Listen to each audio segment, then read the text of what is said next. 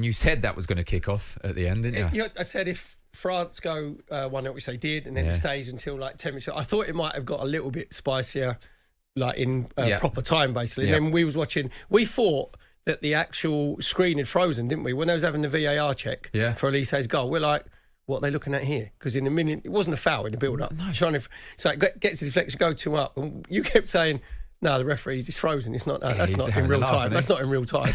So it definitely was going to kick off.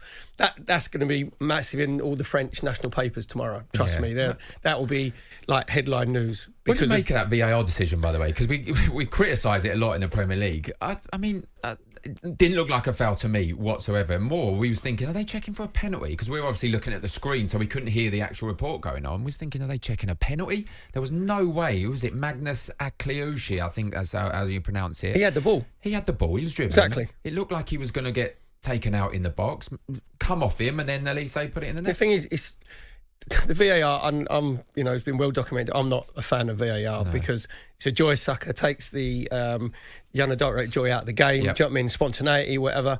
And they're just trying to prove that they can see something that you haven't seen. It's all like forensic. Do you know what I mean? It's like there's one for Tino. It's for Quincy.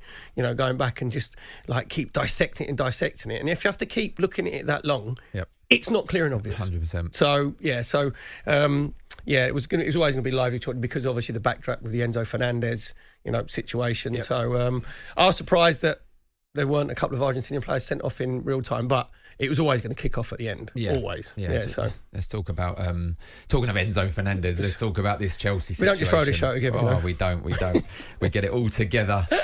Well, we don't. Producer Jack does. Jack does. Yeah. Conor Gallagher, we've heard today, and we're speaking about this, frozen out and of the first team situation. Why would they do this? In terms of you mentioned Enzo Fernandez, and there's a lot of things happening at Chelsea at the moment that's not great for Enzo Maresca, and then this happens. He's got this one wrong. It's an absolute car crash at Chelsea at the minute because. So you had that Enzo Fernandez, which is out of Chelsea's control. They're not getting any blame for that. Enzo Maresca, obviously, no blame that whatsoever. But the way they've handled this situation shows a complete lack of class, a complete lack of respect. We know football is brutal, does it, right? It is brutal. Basically, you're a commodity. Now, to say to somebody, right, you're not training with the first team, the club captain, by the way, who had a really good season last season, they're saying that they don't think that he can play the way that Enzo Maresca wants him to play. Now, is Enzo Maresca actually said that? Because I was gone to Paul Winstanley and Lawrence Stewart, who are the directors of the football, where they're directors of mayhem at the moment, aren't they? Because they don't know what they're doing. No. Because last season, Conor Gallagher, he had an outstanding season. I was just looking at his stats. He played 37 Premier League games, created 53 chances, 5 goals, 7 assists. And that's from a player who was playing in as a two, like a holding midfield player. And Chelsea won the last 5 games of last season with him and Caicedo, in midfield. Yep. They had 1 defeat in 15. Come through the academy. If there's a player that you need in your team and in your squad that can bring that squad together, even in the situation they're in at the moment where it's going to be fractured, Conor Gallagher is that player. Yeah. So for him to come in today, and apparently he was coming in hoping that they might change their mind on his contract, and they say, no, you're going to give you 2 years with year option, basically because it looks like Chelsea are, doing what they can to keep him. He's thinking, how much more can you disrespect me? When you said there, Enzo Fernandez, players coming in, Mudryk gets 7-8 year contract. He knows how much they're on, by the way, as well. Of course you do. He'll know they're on 150s, 100%, whatever. So he would find that derogatory. And then to tell him, by the way, you're not training with the first team. You're going to go and train. We used to say go and train with the cows in the top field. How do they think that's going to be a brilliant atmosphere around dressing room, around the training camp, whatever? Because he's not a player that has caused any problems or any hassle at all. None whatsoever. Yep. His behaviour's been exemplary. And you know yourself, Daz, fans love players coming through academies. Yep. They give you your soul. They give you your soul. They give you your heart. And if you look at the difference between, I know people say, oh, you're good. The way Arsenal have treated Emil Smith-Rowe, to a similar situation, been there since 8-9, come up through the system, been one of the top players.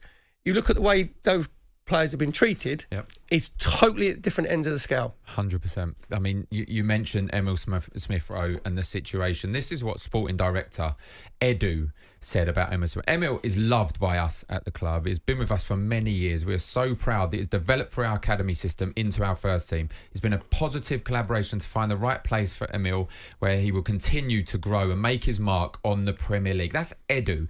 I'm sure there's going to be a statement by Mikel Arteta. There'll be a statement from Emil Smith-Rowe himself.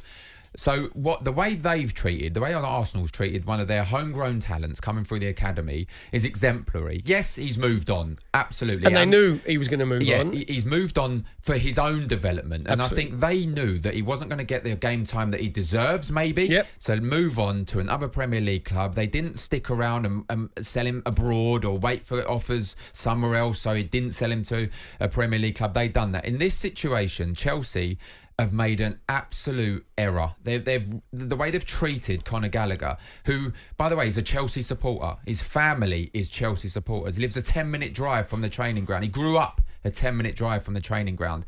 He was stand-in club captain last season when Reece James was out injured. He had a fantastic season, as you said.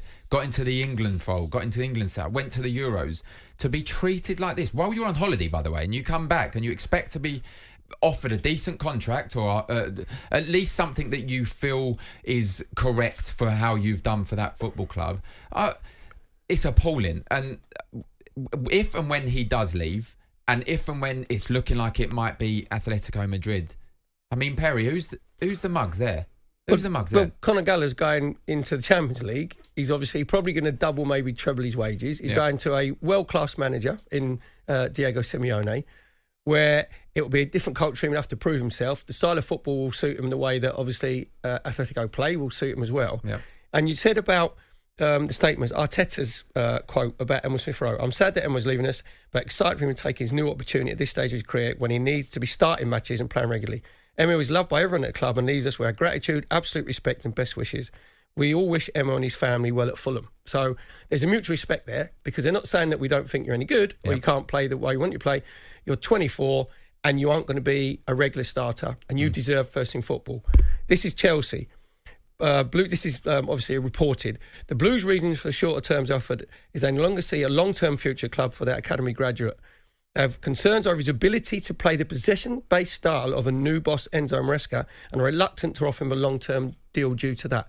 Did they not see at the end of the... So does Pochettino not want to play expansive, free-flowing football? Did they not see him, sort of marshal that Chelsea midfield with Caicedo next to him?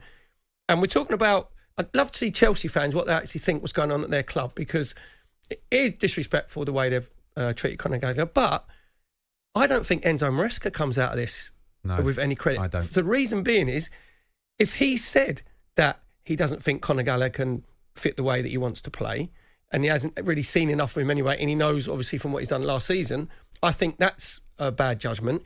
If he hasn't said this, and it's not his call, and it's Paul Winstanley and Lawrence Stewart, he has no power. Yeah, he's not the one who's in control of even the playing side of it. And we've got the problems with we've got the problems with Enzo Fernandez. Chelsea, you know what? I can't see Enzo Maresca lasting until October, November. First home game against Man City, which, I mean, you want to play Man City at the beginning of the season because sometimes they're a bit clunky when they start. And then the second home game is against Crystal Palace, who are honestly resurgence under Oliver Glasner. That could turn really toxic at Stamford Bridge. So just unless we're reading it wrong, and, Chelsea fans thinking, hold on a minute, no, we're happy what's going on, we can see the reasoning. I don't know about you, Daz, I can't see any football reasoning for Conor Gallagher apart from come through the academy system and his pure profit, right? But even then, treat somebody with respect. Treat him with the respect that he deserves.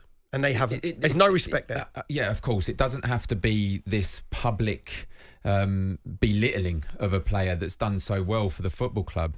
To a certain extent, Nathaniel Chalobah as well is again, he's been outcast of Chelsea Football Club to academy players. We know why. We know it's because of they get 100% of pure the profit, profits, exactly. Of course. But do these owners... and potentially this manager, that they have to do their due diligence when they arrive at the football club. Last year was a disaster until the very end where they managed to scrape up the league. Do they not come in and have a look and say, right, how do we keep the supporters on side? Let's keep our homegrown talent. On AM, on DAB, via the talkSPORT app and on your smart speaker. talkSPORT.